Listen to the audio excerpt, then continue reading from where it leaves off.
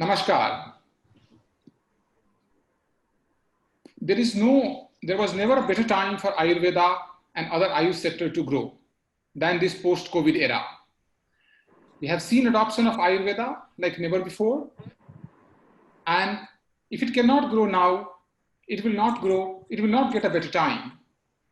Demand of Ayurvedic community products, sanitizers, and everything is at all-time high.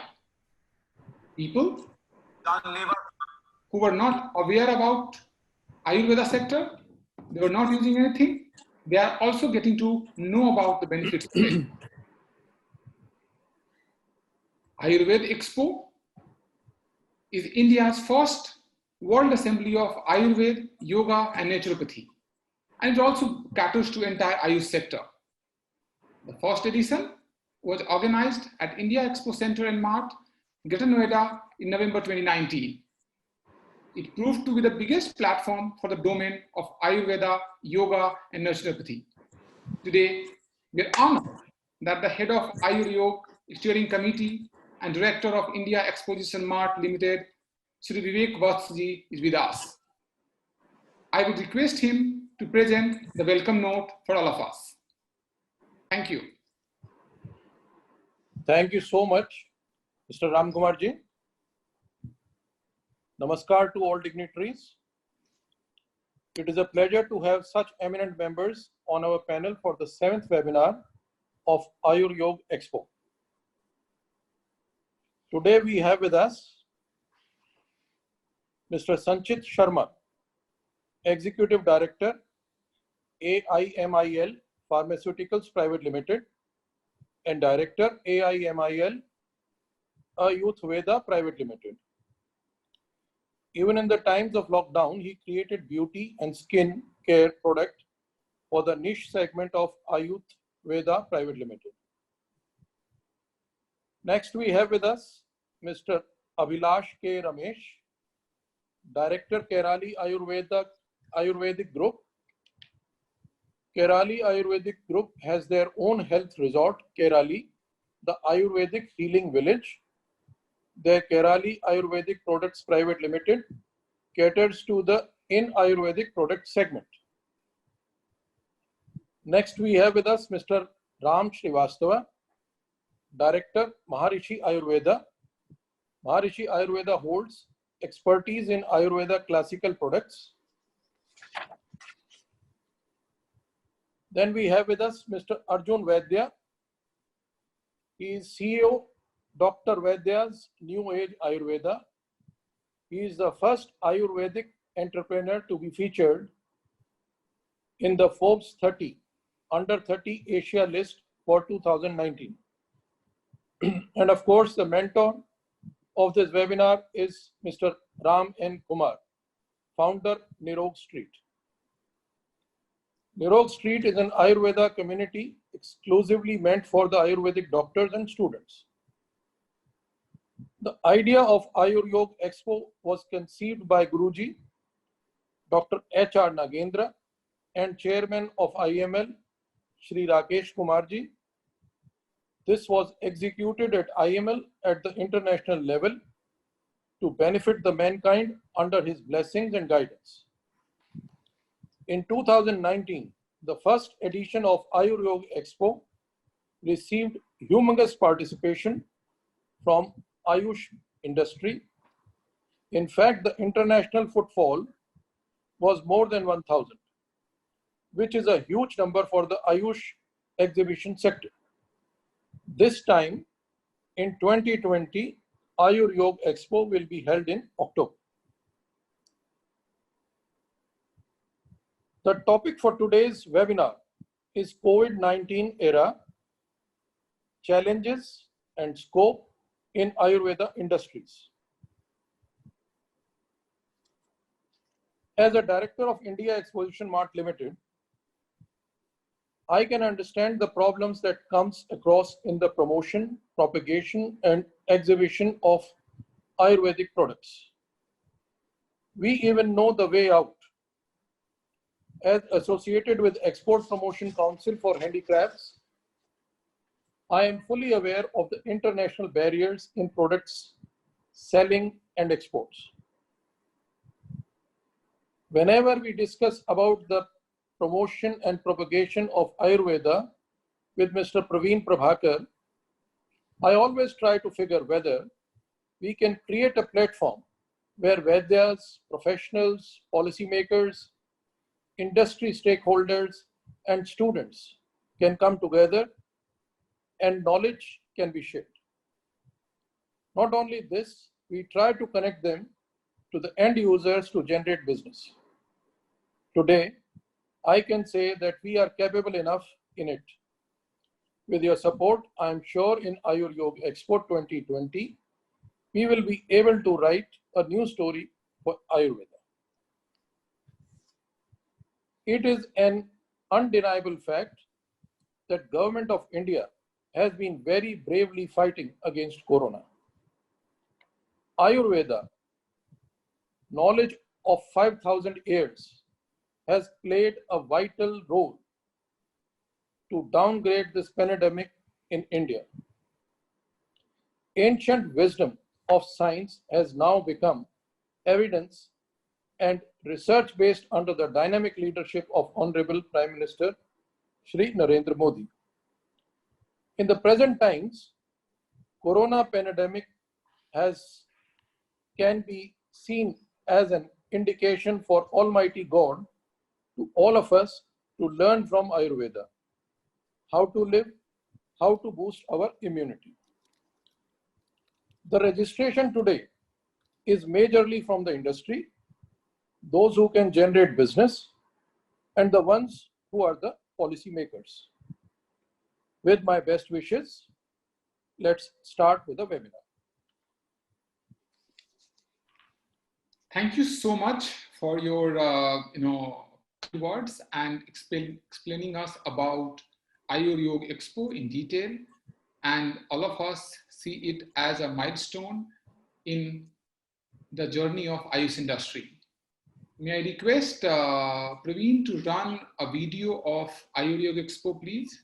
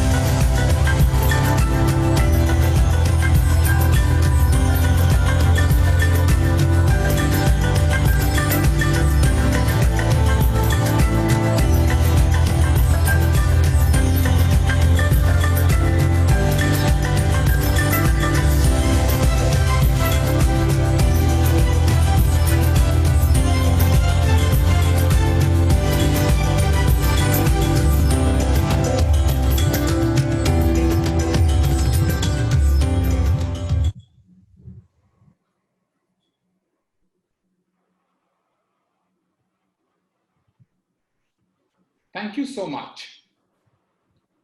As we can see, the way Ayur Yoga Expo has shaped Ayush space in India, for Indians, and for everyone in the world.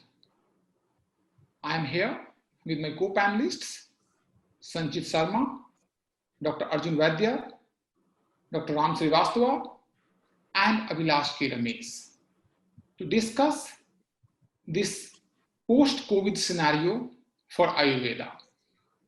All of us are facing certain challenges, and these challenges are not any norm, has never been seen. We have not seen, we never anticipated those challenges.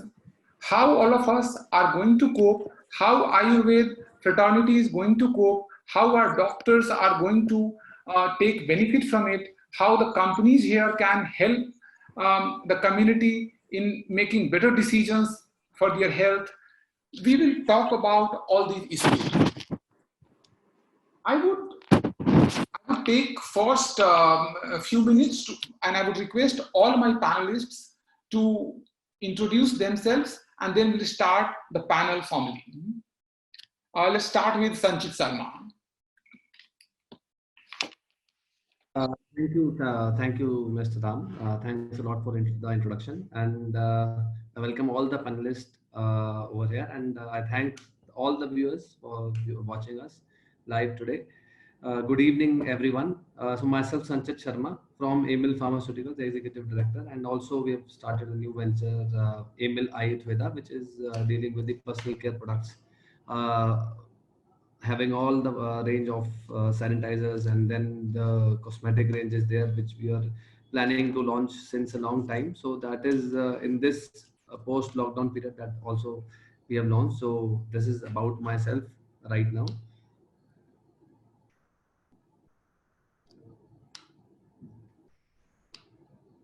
Dr. Arjun.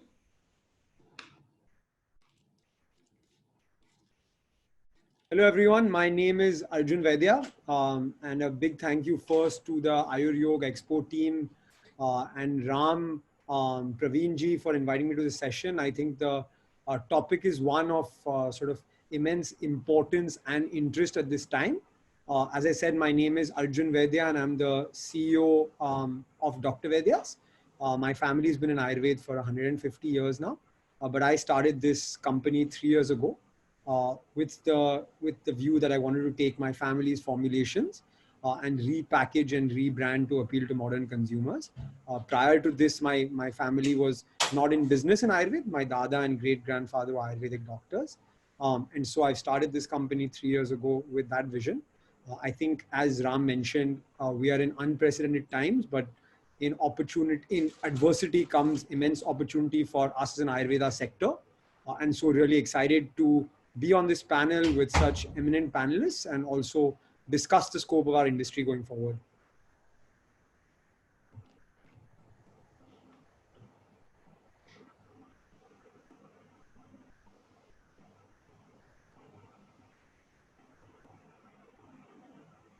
Abhilash.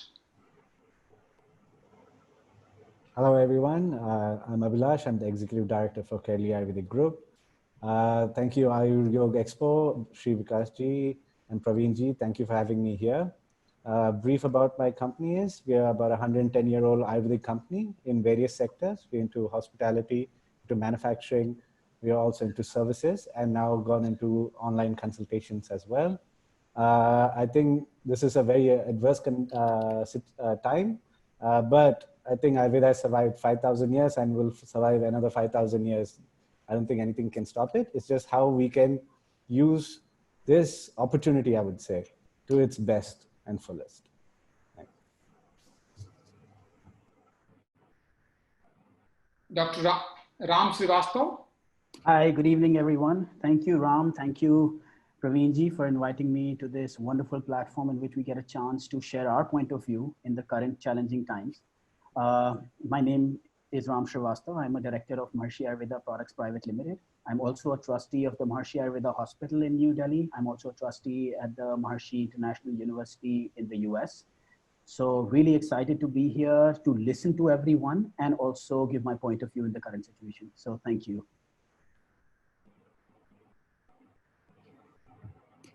Well, so we have introduction from everyone and then we can start. So what we see is COVID numbers has been growing. It has crossed 50,000. And what we see that we need to come back to work. We need to come back. What we see is there are two new normals. Technology is going to become part of our day-to-day lives. We will be more dependent on technology. Like we are doing this event in a normal, normal scenario, we would be doing in one of the event places. We are discussing on Zoom. Technology is going to become mainstream, especially for healthcare. And another part of healthcare is all of us, most of us and the world is looking towards Ayurveda to boost their immunity. I would ask my co-panelists to speak about how they see Ayurveda in post-COVID era helping everyone. It is actually, we have never seen such demand. The demand of Ayurveda is all-time high. Everyone is aware about it. So I'll speak, I'll request Abhilash to speak about how he sees Ayurveda in post-COVID era. Okay, so as you were saying about immunity, Ayurveda always followed the principle of prevention is better than cure.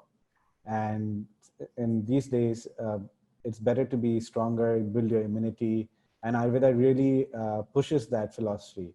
And we have a lot of products like Chyawanprash, Anuthylams, and all that are even promoted by the governments and various organizations in the Ayurvedic sphere to help people build their immunity. And I think that's where we can do it. And so with sanitizers now, we also, which the Ayurvedic industry also manufactures, helps killing germs and diseases, which prevents you from falling sick.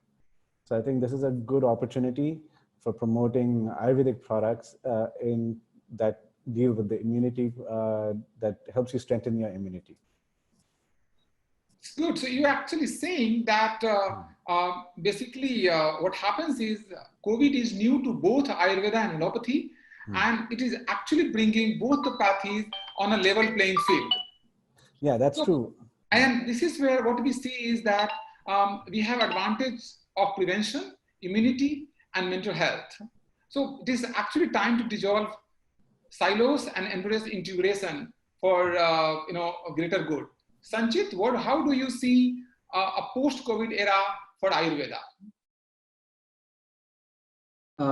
Post-COVID era for Ayurveda is going to be very good, I suppose, because now the people are believing more in Ayurveda, and I'd like to thank our Prime Minister, Shri Narendra Modi ji, who developed this Ministry of Ayush in 2016. Since then, the belief has been growing day by day in the common man, and if we can see the example of Kerala, I quoted a lot of times that all over the India, the death rate of COVID is higher, but in Kerala, only 500 cases out of the diagnosed 500 cases, only four deaths have been reported due to COVID-19. Why? Because the common man goes to the Ayurvedic physician first, and they follow their routine very religiously, and their diet, lifestyle, everything is according to the Ayurveda. Most of them follow that.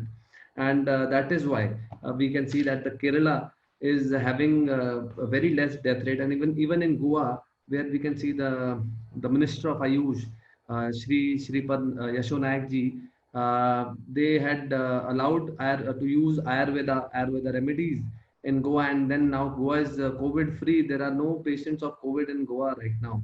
So there are two examples which I think we should learn from, and people are started believing in Ayurveda now. So this is a good thing, and Ayurvedic industry is going to grow. What the figures were telling that we were to achieve in 2024, maybe we are going to achieve in 2021 as an Ayurvedic industry and the common man, because until now. But one thing is still questionable is the mindset, because whenever the things is coming from the Western countries, we are accepting it very heartfully, and but whatever the present situation is, whatever is present in our country is not being accepted that widely, which is coming from the West. Because when the common example is the Ministry of Ayush has to sell the haldi wala doodh as golden milk, which was started from the USA. that they had started turmeric latte and golden milk. It is their word, but it is not our word. But still, in Ministry of Ayush advisory, you can see they are using that word. Why? Because it is coming from the Western. So that is where I think we can. I would request all the viewers and everybody all around you. I think we should start believing in Ayurveda right from our homes, right from our right from ourselves. Because whenever it is something happens, we tend to go to the super consultants and then super specialties and the multi specialty hospitals, and then we don't give preference to our Ayurvedic physicians. That is why the Ayurvedic physicians are also, I think, they don't get that kind of cases that the allopathic kind of cases that they are getting. So I think now the scenario is changing, and Ayurveda is going to grow like anything because the immunity market is going to grow. Immunity is the biggest and the hottest talking point all over the world, and I think Ayurveda has a lot of things to offer. Example is ashwagandha is there and guduchi is there, and a lot of examples which ministry is also promoting. Tulsi is there, dalchini is there. So I think we have a lot of potential in immunity boosting steps, and we can do. And I think has a good scope now in the coming few months and in the coming few years.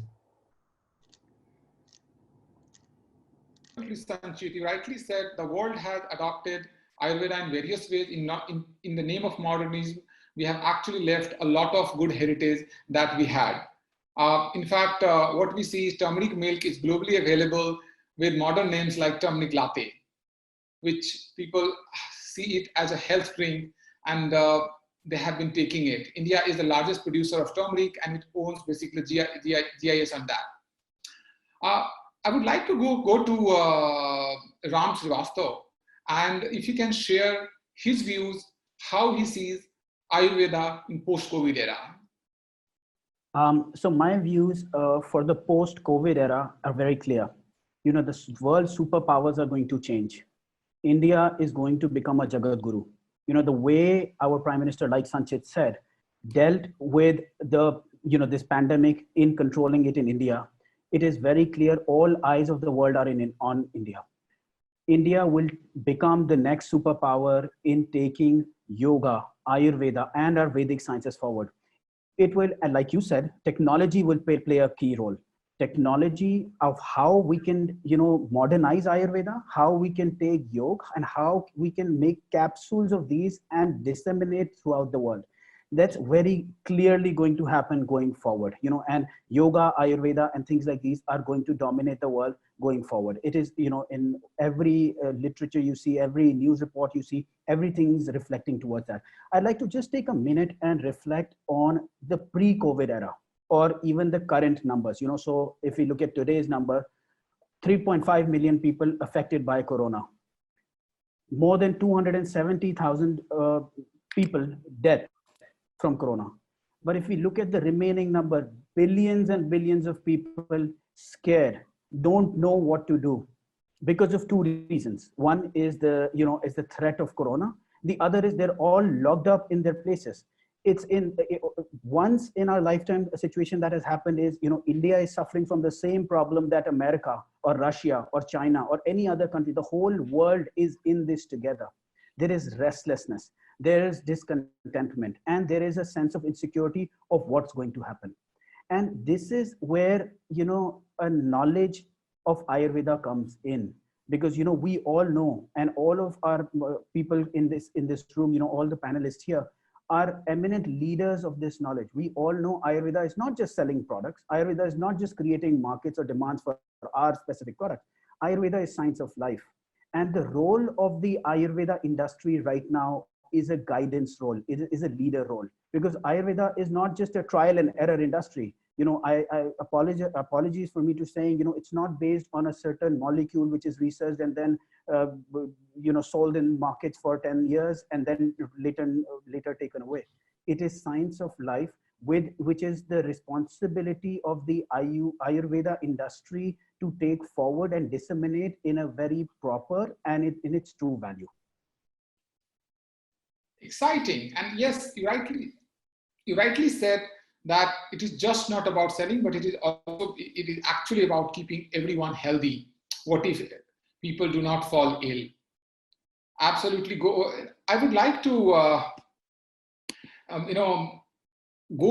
go to Arjun, and I would request him to share his thoughts about Ayurveda in post-COVID era. How does he see? Basically, he's in Mumbai, and he can of course give a perspective which is also coming from Mumbai.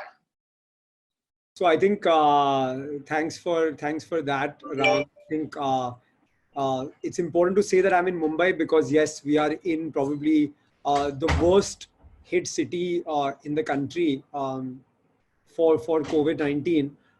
But as you can see, I'm in my office and I'm at work, and I think one thing needs to be said is that as an Ayurveda industry, it's amazing to see everyone come together and work through this period to do our bit to help people.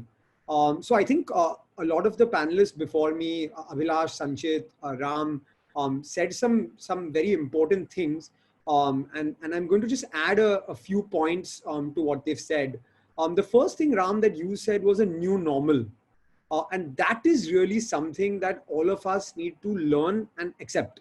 So I'll give you one example, which sort of is something I see as a big change in the world in the post-COVID era, whenever we do get to this post-COVID era. And that's immunity, right? So if you look at immunity as a category in general, at least with our brand and our business, we saw immunity was not in the top 5 or 7 categories of what we sold, and sort of ailment-focused products dominated the conversation. But today, the sort of thought process towards immunity has become one of an essential. And so in general, trends will evolve and things will evolve to move to this new normal. I think the other thing which Sanchit said, which was also really important, was education and awareness. So he did mention a point that that is very important, that at times we don't really value as much of what we have, and right. So and when he made the point of golden milk and turmeric lattes, it had to go to the West and come back to us for us to value it. So I think at this time, what's really important is for us to understand that although there is tremendous adversity in front of us, as an industry, we have to do our best in this time to help people, but also really get the knowledge out so that Ayurveda is perceived and understood in the right format. Prevention is better than cure is really important.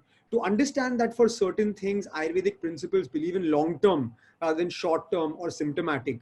To explain, and I think here everyone's mentioned it, so I don't want to sort of keep going on about the same point, but we are in a situation where we are getting the support, at least from the Prime Minister of our country, for the message to be put out that these are important Ayurvedic immunity boosting measures. These are important principles of Ayurveda that we need to adopt. And in this time, I think Ayurveda has had a very interesting inflection point. And as Sanchit mentioned, there is an opportunity for the industry to double in 1 or 2 years. And so as an industry, we need to do our best to really give the information and education out. As Ram said right now, it's not about sales. It's about being there, educating and helping people at this time. That's most important. Absolutely, Dr. Arjun. And how we see is that the new normal won't just be, just affect healthcare organization and healthcare workers. It is also going to impact the companies which are manufacturing medicines. It is also going to impact the organizations which are giving technological solutions. There is a possibility that new technologies will potentially need to develop or advanced so that it can cope to the new normal. The companies that provide these services will also have to create better solutions to reach out to people. There has to be cost effectiveness to everything. So this actually leads to this new normal situation, leads us to a very interesting part of it. To my fellow co-panelists, how do they see at their organization what they have actually done to overcome this, and how this COVID situation has brought certain changes in the way they work, how they have adapted to it. Is it technology? Because I see that logistics has been an area of concern. There are blockages. The people are facing challenges on daily basis. So how do you see it as a positive impact in your own organizations? How do you think that you can actually overcome that? And do you see any role of technology in advancing that? I would like to start that with Sanchit. Yes, rightly said. There have been a lot of challenges since we have locked down. The first challenge was that the when we have to start the production was completely shut down because the laborers were not able to enter the manufacturing units, and they were not able to go to the manufacturing unit. So the first concern is that when we are considering allopathic system of medicine as essential, but at the same time I heard that Ayurveda is not an essential thing. It is not comes does not come under the essential drugs. So this is the policy matter which needs to be changed. And when we are going to the SDM offices and then the DM offices to get the permissions done, so that acha ye to Ayurvedic hai, this is not essential. So we face some kind of things in that, and I don't like that kind of stuff. That is, I think if we are having our prime minister who's supporting the ministry of Ayush so widely, but at the ground level, I think there is still some kind of attrition is there, that the allopathic system of medicine is considered essential, and the Ayurvedic system of medicine is not considered essential. So this is the first concern. Second concern was to bring the laborers and the workers to the manufacturing units, because if there's no manufacturing, then the Ayurvedic drugs are not able to go into the market. And once we are having some of the products which are really essential for patients who are diabetic, they are taking diabetic drug, they are taking drugs for kidney, they're Ayurvedic based. So these are essential for the patient, but the ground level administrators are not understanding that thing. But we managed somehow we took permissions, and then we are running the manufacturing units by the only 33% of the total staff that is there with us is allowed. We have one manufacturing unit in Himachal Pradesh, which is Nalagarh. It is on the border of Punjab and Himachal, and most of the employees are residing in Punjab. So we had a lot of problems bringing them from Punjab to Himachal, and because the interstate movements were not allowed. And also similarly in Delhi, one manufacturing unit is in Delhi. So the people who are coming to and fro from Haryana were not allowed, and so on. So that problems were resolved somehow, but still the allopathic system of medicine is given a lot of consideration in starting their manufacturing units. I think the association of allopathic system of medicine, they have given the letter, and immediately I think they got the approvals within a fortnight after they raised a concern. But at the same time, the Ayurvedic industry, we don't have a common thing, and it took time. It took time. Around 7 to 10 days were lost. Meanwhile,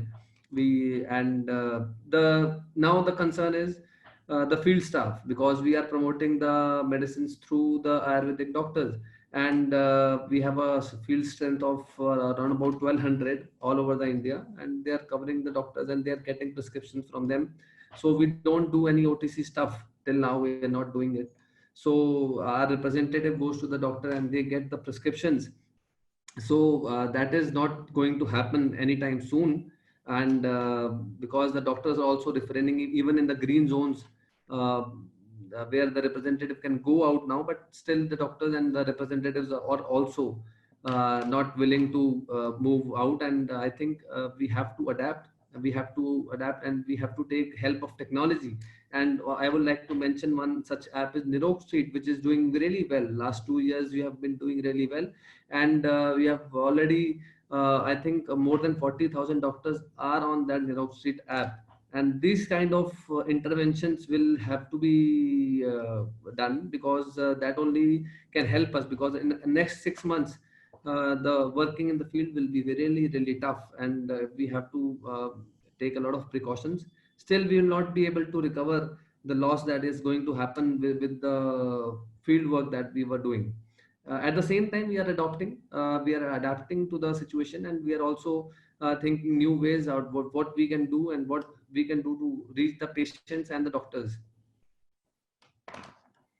Very good, Sanchit. So, Abhilash, how do you see that, how the challenges of COVID you have taken as a positive at your organization, and how it has changed the way you are working, and how basically you see you are going to take this benefit for future initiatives of your company?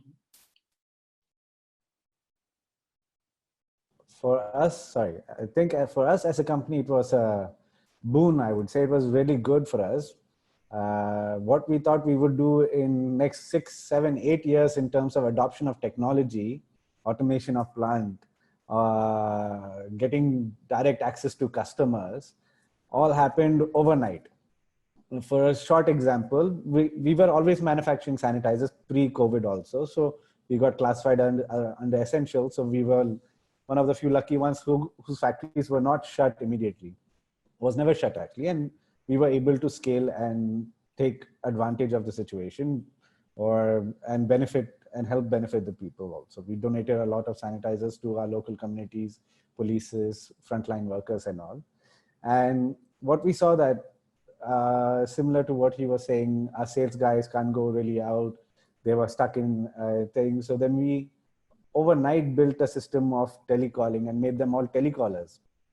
We moved our entire hospitality industry staff, which has over strength of 300 people, into, and instead of laying them off, moved them into the product company, and I gave them various jobs and responsibilities, because we had to scale our industry really quickly, really rapidly.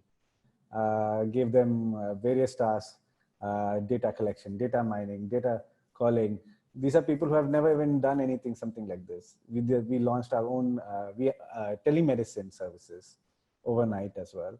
So what we planned, we would build in 2024, 2022, build our ERP systems. In fact, we had a conversation with you as well, Ram, discussing how we could overcome this entire supply chain as well as distribution network problem during the lockdown era. And we found various solutions. So there is a positive side that it helps grow, and whoever adapts to it really well will succeed. And Ayurveda has solutions to it, just trying to find the solution, getting the solution to the end consumer or the patient or the client, how we can do that. And this has helped people re-strategize, rethink, owners and executives of companies. Awesome. So thank you for sharing your initiative, new initiative. That is actually very helpful for most of us. I would like to go to Arjun to speak briefly about how he sees basically this is an opportunity and how he has adapted to the new change that's going on. I think very good points by both Sanchit and Abhilash. And I think our experience has been similar. We did not manufacture sanitizers prior to lockdown. And so we were also shut for a sort of period of time, 7 to 10 days. And then we bounced back and sort of started production. I think there are multiple challenges that one faces today. For us, we are not a business that has a large field force or a large offline presence. 90% of our business comes from online channels. And so there are sort of multiple challenges that we would face. Being a business that's Mumbai based, firstly, there was a period when no logistics companies came to pick up from Mumbai. We tried to move logistics to our factory, which is in Silvassa, Dadra Nagar Haveli, but that many pickups don't happen from that location. And so we were sort of stuck in between, but eventually figured things out. I think what Abhilash said is very interesting. And there are two learnings from our business. The first learning is that in normal circumstances, you have an plan A and then you have a plan B. But in this situation, you'll have to have plan A, B, C, D, E, and F, because things evolve so rapidly and so dynamically, and the situation changes so fast that if I had a vendor, let's say I'm based in the western part of India and I had a vendor in the northern part of India, even though it was logistically not as efficient for me to have this vendor there, I thought, it just take a couple more days in logistics and it's fine, I'll manage it. But now you're being forced to actually build that efficiency. And when Abhilash talked about technology as well, even though you thought you could do it when the organization scaled, when you had time, when you had scale, you're being forced to make these efficiencies happen. And so there's two ways to look at it. There's obviously a sort of negative way to look at it, that I'm forced to do these things, it's so difficult for me. Or take the positive route, which is, look, I plan to do this for a really long time. I'm forced to do it now, but what I do right now will be with me for eternity. And so from a supply chain perspective, I think we've been forced to add a lot of efficiencies and localization of supply chain, which we've done. From a company perspective or a team perspective as well, there are a lot of projects that as individuals, we think about as long-term, good to have projects that will be a part of the long-term growth or the larger growth of the company. But because of the day-to-day or the operational work, we're not able to implement these projects because they are longer term. But the amount of growth it can give you and the amount of improvement it can give you will not be seen today, but will be seen later, but it'll be exponential. And so we have been focusing on things like improving our website experience, improving our customer service experience, being there for our customers more, or long-term projects about launching products, which we didn't have time to do in our day-to-day. We're doing it at this time. And so amidst COVID, we've actually launched after lockdown 2 products. And like Sanchit was saying, he's also been able to launch some products.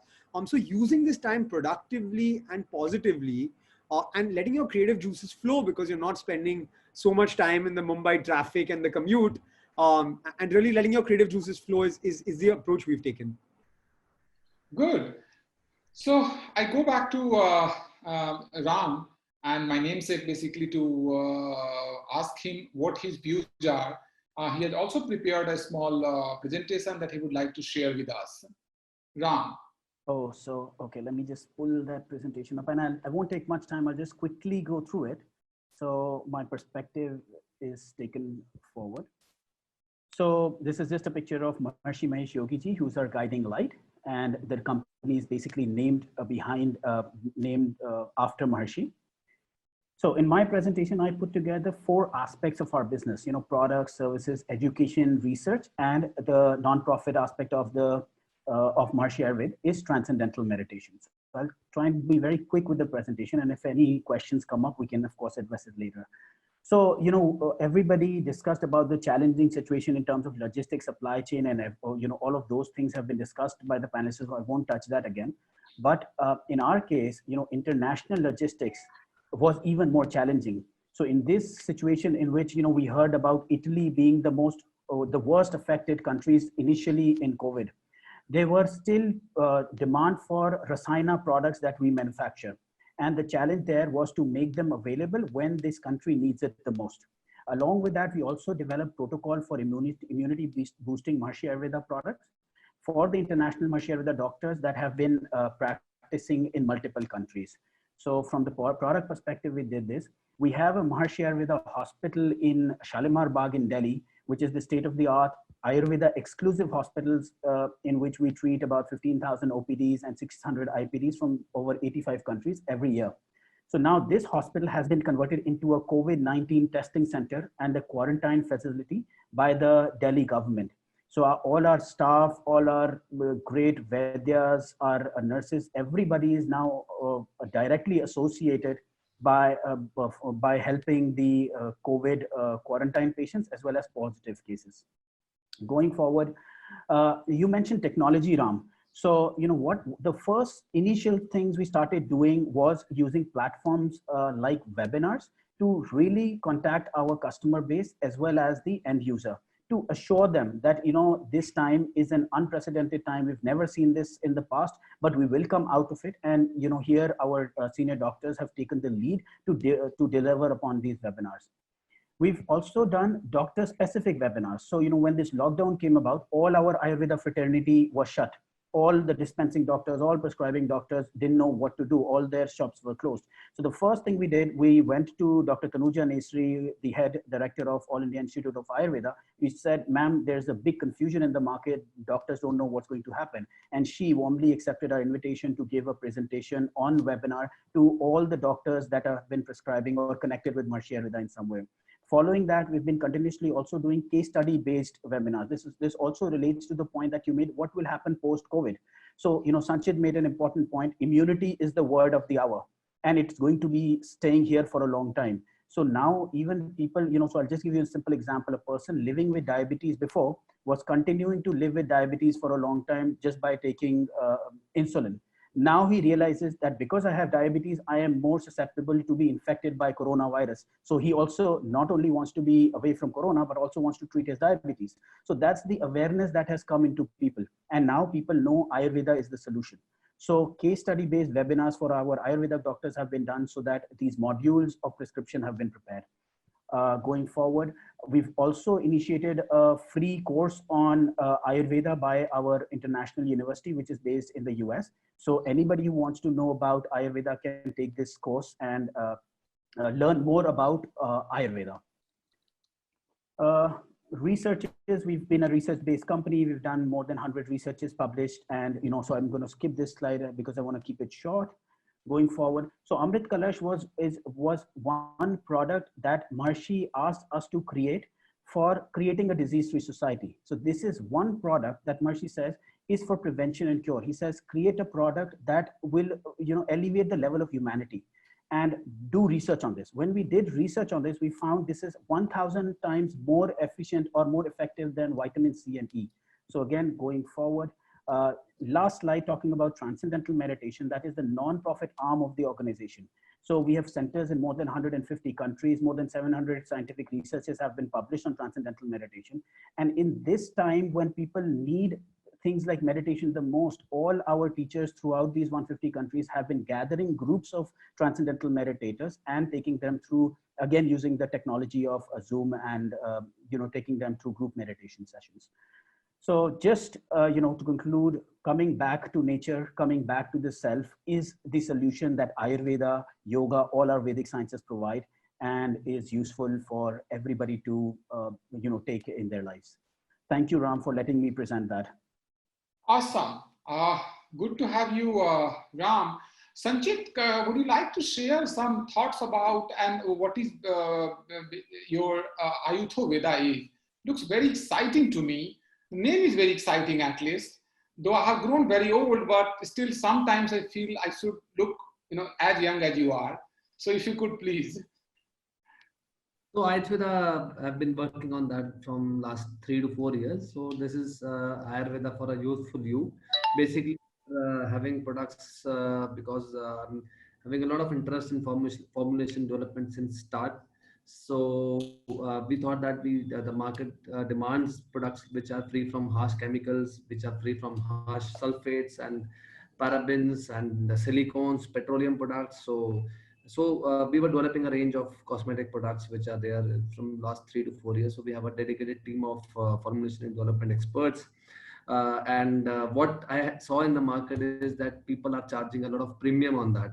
I won't name the companies over here. So people are charging like 3,000, 4,000 and n number of things are there which are being overcharged. I think the customer needs, which should be a pocket friendly option. At the same time, when you see there's a gap, because once we see that there is in the FMCG groups, there are face washes, there are creams which are loaded with sulfates, which are loaded with chemicals, and people are selling it in the name of natural, and because they say that you just added a rose or a aloe vera or just a hint of neem you add these days, and you take the premium of that Ayurveda thing which is in the market. So even the top FMCG companies are doing that. I won't name them. And on the other hand, if you go to the natural thing, the companies are charging a lot of premium on that. When you go to the malls and airports, you see such stuff these days. So there's a gap, because there is one side which is pocket friendly, but which is full of harsh chemicals, and they're just charging the premium of using the names of Tulsi, Neem, aloe vera, and these kind of stuff. And on the other hand, they're charging a lot of premium for the cost which the customer has to pay for. So we were developing a range which is efficacious, because Amel is known for the efficacious products that we make, for which has therapeutic concentration of the herbs. Once we also developed these formulators, we had given these extracts, and that we have to develop this range. So the formulators had given up, because our extracts were in higher concentration, because otherwise they generally say that you keep your extract only to 5%. We can't have more than 5% of extract molecule of herbal extracts. Just 1% is enough, 2% is enough, don't add much, and rest is base. And they don't mention on the labels also. So what we have done is we have prepared a range of products which are therapeutically active, which have therapeutic concentrations.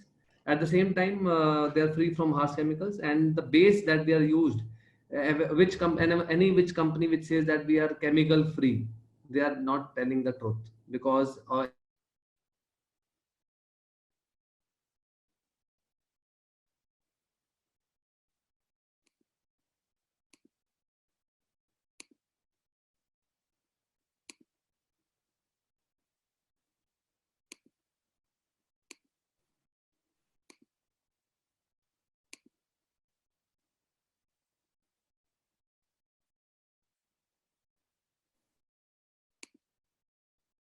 I think Sanchit is lost. So I would like to go back to hello. Yeah, Ram, we can hear you. I think his video is frozen. We can hear Yes, you. so he seems to we have lost him on the network. So this is actually, we are living in a very exciting times, and as everyone said that everyone agrees that there is a new normal. Everyone agrees that, and I actually take a recent from a recent pandemic. I take this quote from what is happening in US primarily, that current focus in healthcare is dealing with near-term challenges the COVID-19 pandemic has created. However, beyond the current crisis, we are already identifying and noticing significant changes that will become part of the new normal. What Abhilash said, what Sanchit said, what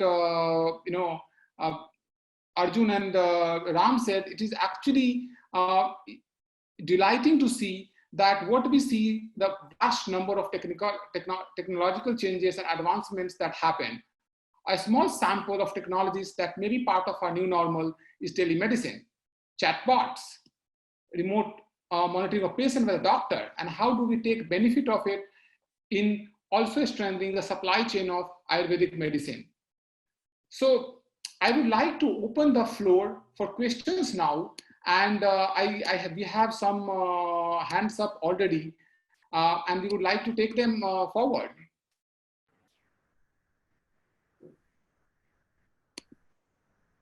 We have a lot of hands up for questions.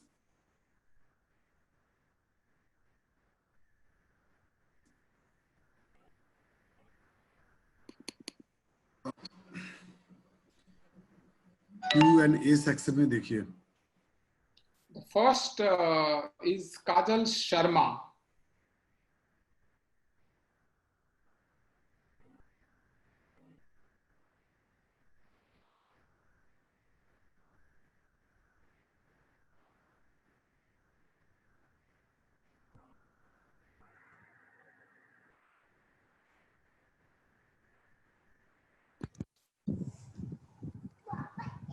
Ms. Kajal, you may please proceed by asking the questions to the panelists. You have to unmute, please.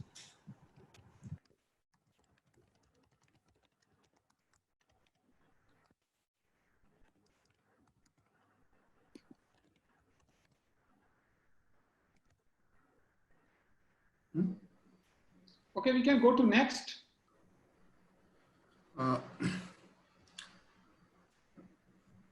Ram Q&A section में देख के आप खुद question पढ़ दो. Okay.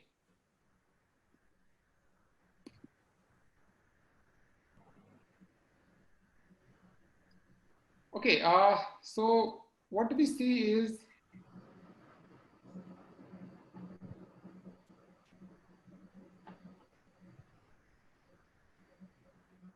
okay, so there is a question from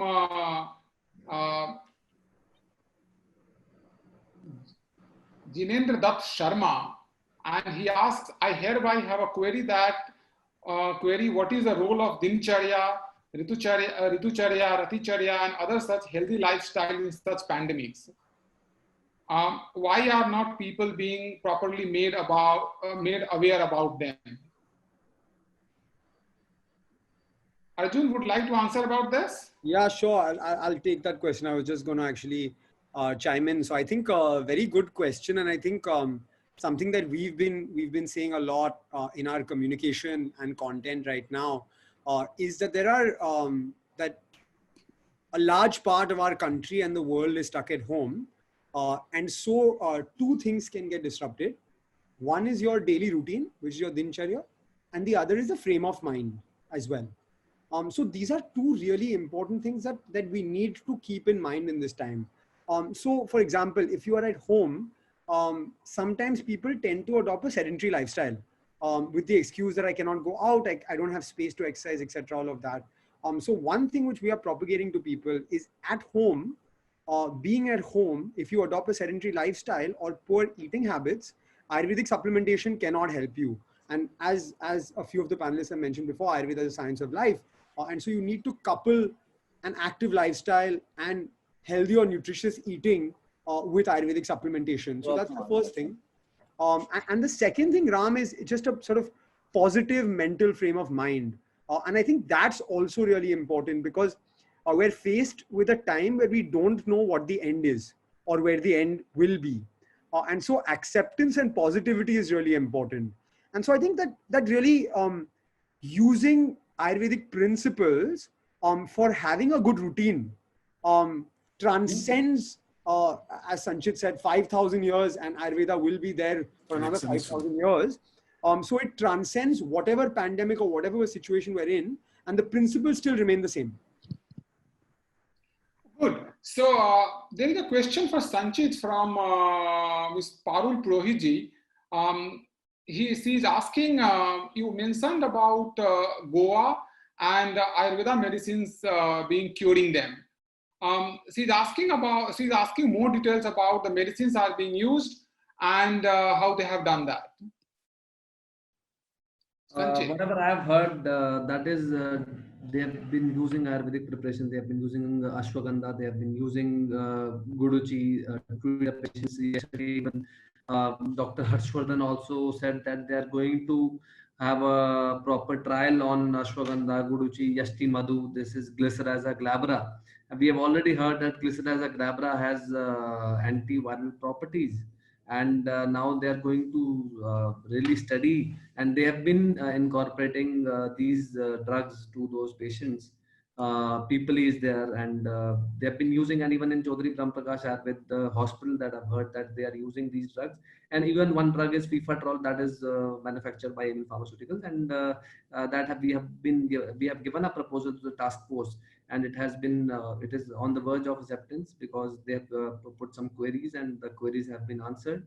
And even a lot of we're getting a lot of queries from different hospitals. One hospitals in Ayurveda, government Ayurveda hospital, have also approached us to get the Fifatrol studied in such conditions. And Fifatrol is a herbo-mineral preparation which contains Rasayana preparations. Godanti Basam is there, Tribhuvan is there, Sanjeevni Vati and Guduchi, and then all the recommended have been used in those conditions. Good. This actually gives very good insight. There is what we see that it is also going to change a lot, and what we have seen is that Chaudhary Brahmprakash is leading the path. The director there, Madam Vidula Gujjarwar, is actually making a lot of changes, and clinical trial, everything is up. We hope that a lot of good things will happen post-COVID era. That's what we are working on. There is another question.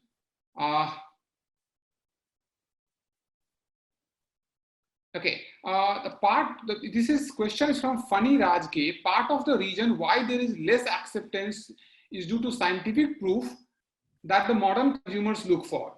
Would like to understand how the panelists are trying to bring the required scientific proof to the market.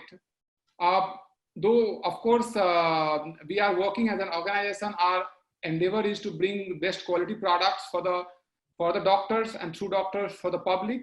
However, if Abhilash would like to pitch in and tell how the problem of counterfeit or say open medicines are being solved in current situation, and do you think people will move to packaged, scientifically formulated medicines? Okay, this is a very good question. See, it's a two-pronged question. One is, what is the yardstick by which we can measure scientific results for an Ayurvedic product? Say, let's take a simple ingredient such as neem. Neem grown in different parts of the country and different countries, or even aloe grown has different properties and different, what you could say, molecules and efficacy, right? So if you say, I take this neem paste and put it on myself and it works, it's not going to be consistent everywhere, right? And if you compare that with an allopathic product where they have molecules, certain specific molecule, and they say this molecule treats A, right? That doesn't work in Ayurveda because, like I said, neem itself, grown in India, can treat many ranges of diseases. It's not just one thing, one specific thing you use it for. That ingredient can be used for multiple things, and that one plant can be, different parts of the plant are used for different disorders. So we have clinical trials. We do publish. Everyone does it. I'm sure all the organizations here have done certain tests, have done research papers. There are Ayurvedic universities and colleges and currently researching many products as well. It's just that it's just the acceptance and the positive PR that needs to go out to people to understand and believe in the science that, okay, we have these products, it's good for diabetes. We have this product, it's good for psoriasis. We have this product, it's good for immunity. And this is the scientific proof of the clinical trial we've done, needs to be published more and recognized more. And we need the government support, we need private and public partnerships to do this.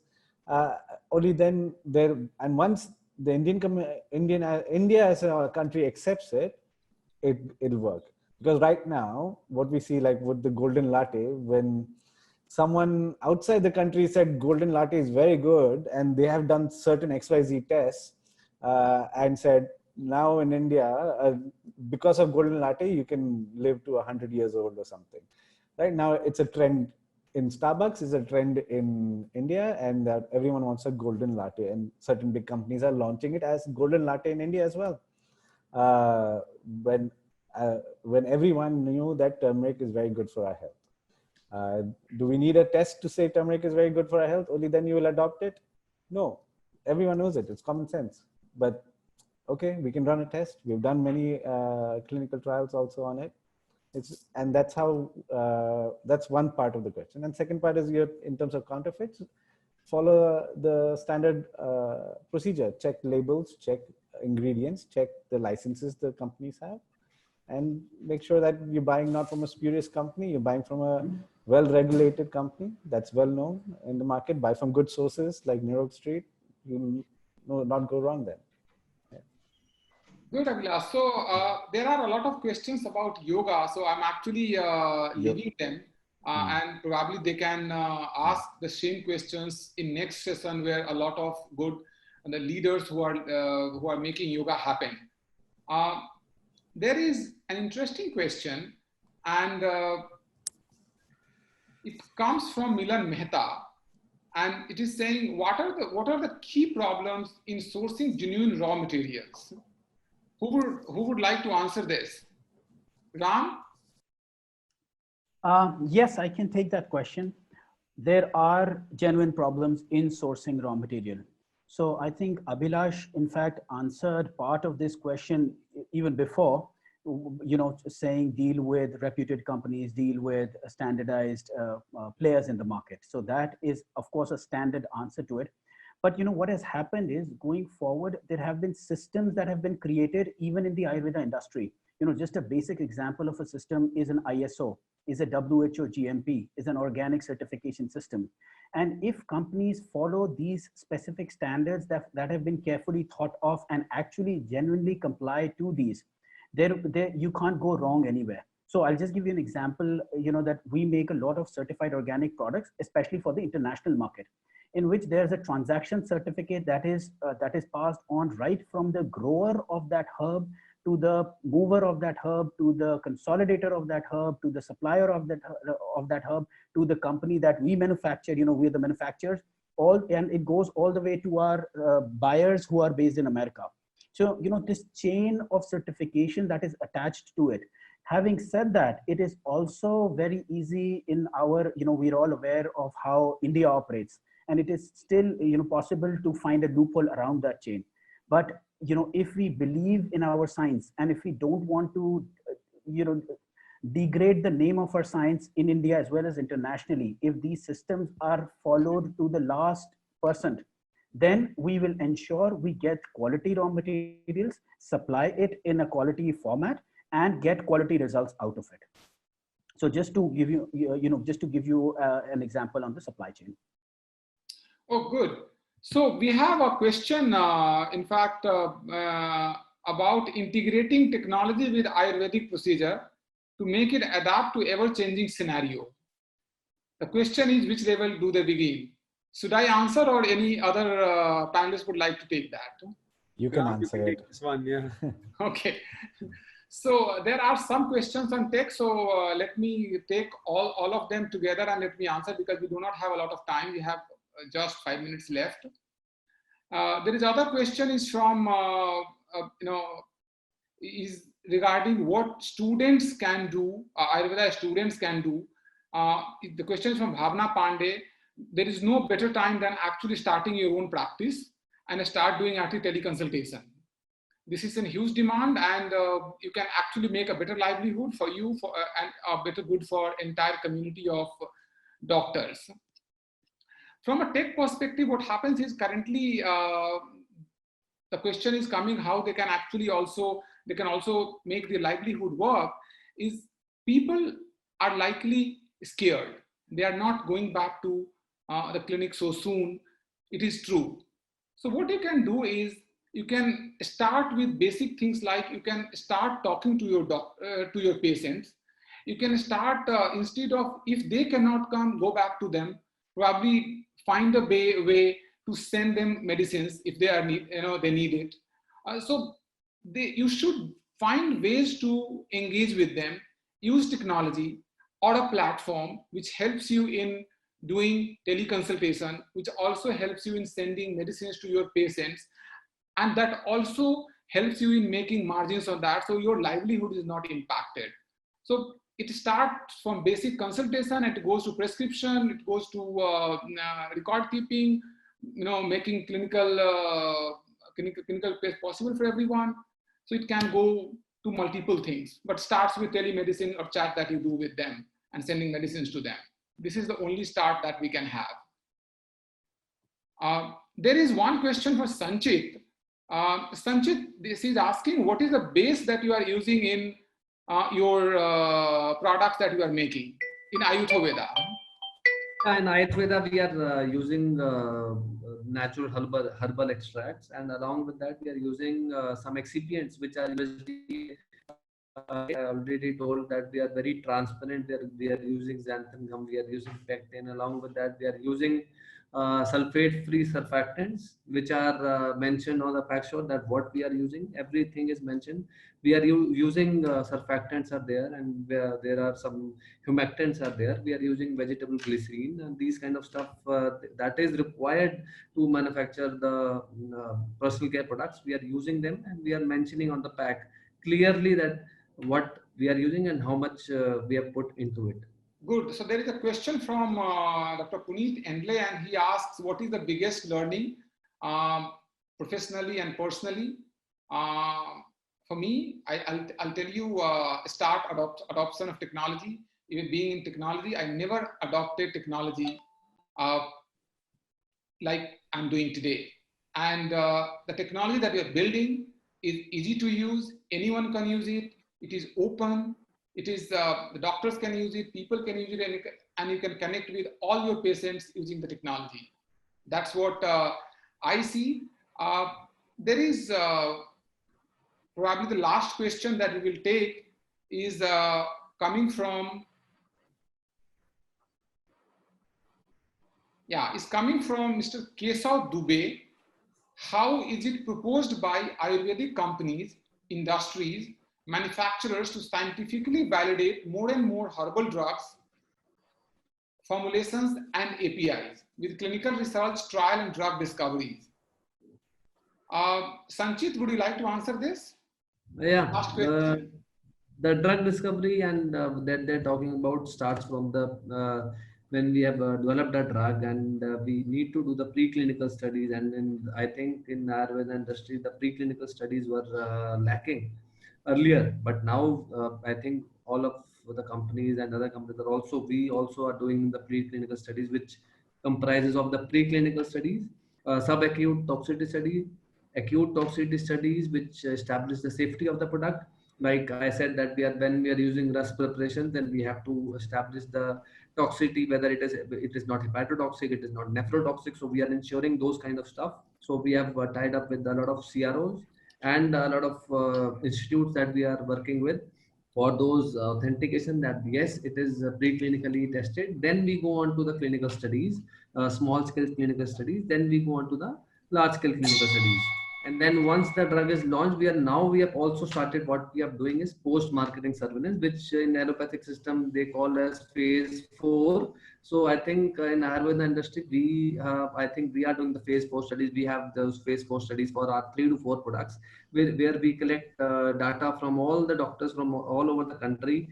We have data from Sikkim, Kerala, Jammu and Kashmir, and all over the country. Doctors give the feedback whether there have been any adverse reaction after giving the drug of our drug, whether they are satisfied or not, what level, what extent to they are satisfied with the product. So I think it starts from the preclinical studies and goes to the phase 4, which is post-marketing studies, and we have started to do the post-marketing studies also now.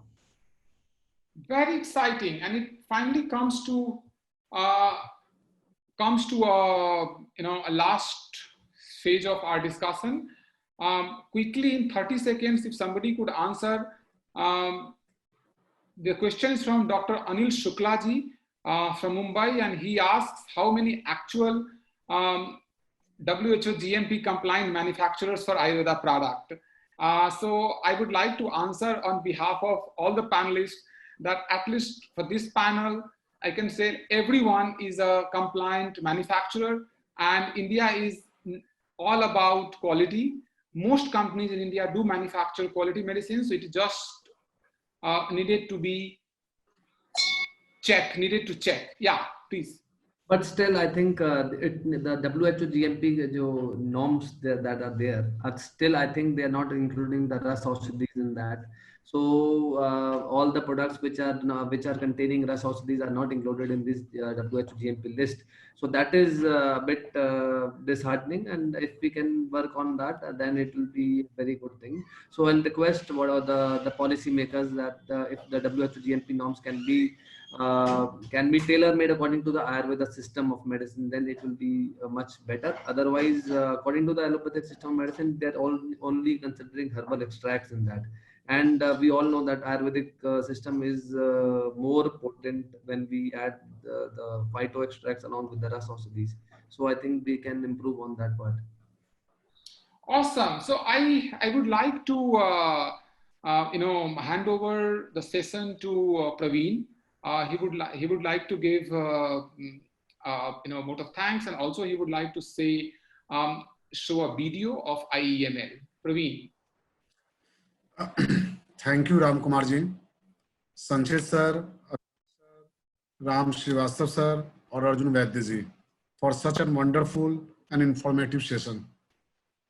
Now let us take a virtual tour of IML, India Expo Mart Limited.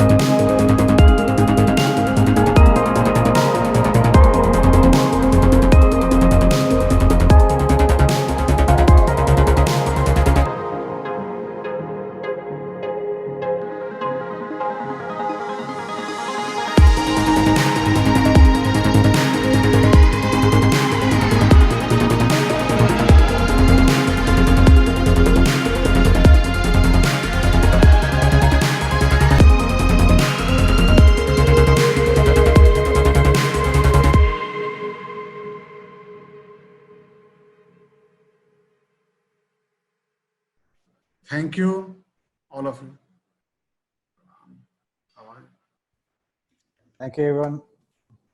It's a pleasure. Thank you, Praveenji. Thanks a lot. Thank you, Ram sir. Thank you, Shri Arjun, Vaidya ji. Thank you, Ram ji. Thank you, Abhilash ji. Thank you. Thank you very much.